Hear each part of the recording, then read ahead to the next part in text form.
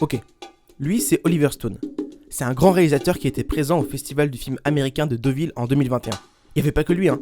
Il y avait aussi L'Homme Pâle en tant que jury, ou bien j'ai pu voir Vincent Lindon, ou bien Pio Marmaille, et aussi un petit acteur que je sais pas si vous connaissez, Johnny Depp.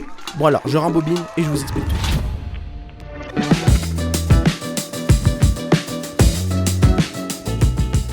En gros, il y a quelques semaines, j'ai décidé d'offrir à ma copine pour son anniversaire un pass d'un jour au festival du film américain de Deauville. Et bien sûr pour y aller avec moi. C'était juste trop bien, c'était un truc de ouf. Mais avant de commencer toute chose, c'est quoi ce festival ?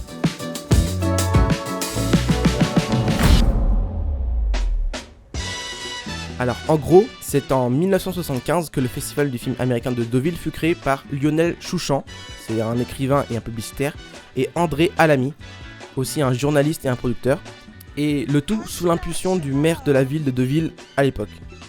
Alors le festival va mettre l'emphase sur le cinéma américain, que ce soit hollywoodien ou bien indépendant.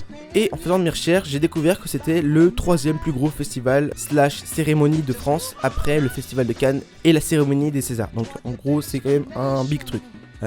Chaque année, il y a plus d'une trentaine de films qui sont présentés sur 3 sites. En gros, le Centre International de Deauville, donc on appelle ça le CID ou le CID, le cinéma du Casino Barrière et le cinéma Le Marnay, qui était un petit cinéma. Mais en me renseignant de plus en plus, j'ai découvert que le film a véritablement révélé des œuvres qui ont marqué le cinéma. Par exemple, Being John Malkovich de Spike Jonze, Memento de Christopher Nolan, Take Shelter de Jeff Nichols, Whiplash de Damien Chazelle, rien que ça, Captain Fantastic de Matt Ross ou bien A Ghost Story de David Lowery. En gros, durant ces 10 jours de festival, il va y avoir 5 prix qui sont remis lors de la cérémonie du palmarès du festival du cinéma américain, où on peut y retrouver 5 grands prix.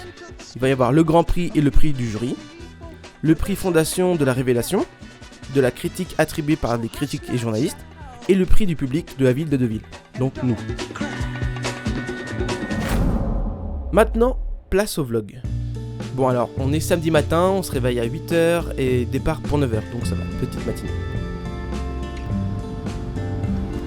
4 heures plus tard, on arrive à Deauville. Donc on se promène et là on arrive à la plage et là on tombe sur un lieu qui fait très très américain. Il y avait même le nom de plein de stars américaines qui étaient inscrits sur des espèces de barrières des cabines de plage. Et là on voit un très très gros attroupement et on apprend que Oliver Stone va débarquer d'une minute à l'autre. Et là on le voit. Bon, je le vois 5 secondes mais on l'a vu. Après ça on a voulu découvrir un peu le festival. Et une fois sur place, c'était au CID, on voit encore un attroupement de personnes près du tapis rouge. Et là, c'était la ribambelle de célébrités.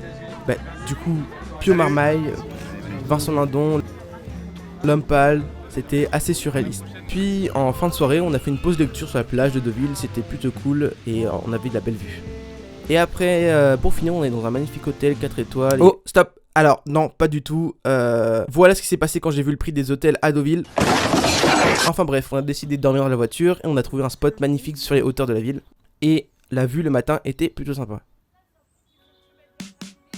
Puis, le matin, première séance de cinéma au CID, justement, dans une salle gigantesque. J'ai jamais vu ça de ma vie. C'était pour We Are Living Things, en présence du réalisateur Antonio Tibaldi. Et l'après-midi, nous sommes allés voir Pig, une avant-première mondiale aussi, en présence aussi du réalisateur Michael Sarnowski, qui était avec Nicolas Cage, et c'était super bien, j'ai beaucoup aimé.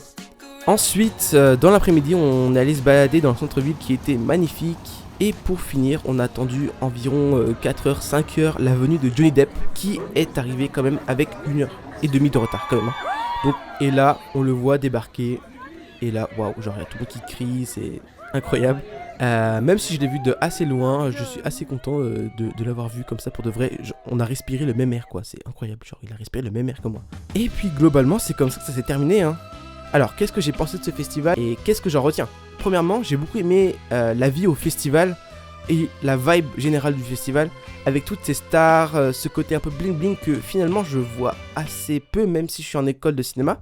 C'est un monde à part entière de la production de films en fait, et c'est un aspect du cinéma que j'ai très peu l'habitude de voir, et ce qui rend la chose encore plus intéressante vu que j'ai notamment remarqué là la mode notamment sur les stars, elle joue un rôle super important parce que c'est ce qui permet de te démarquer.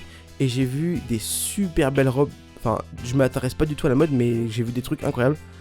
Et je comprends mieux l'enjeu, car il y a vraiment beaucoup de photographes avec des flashs et tout.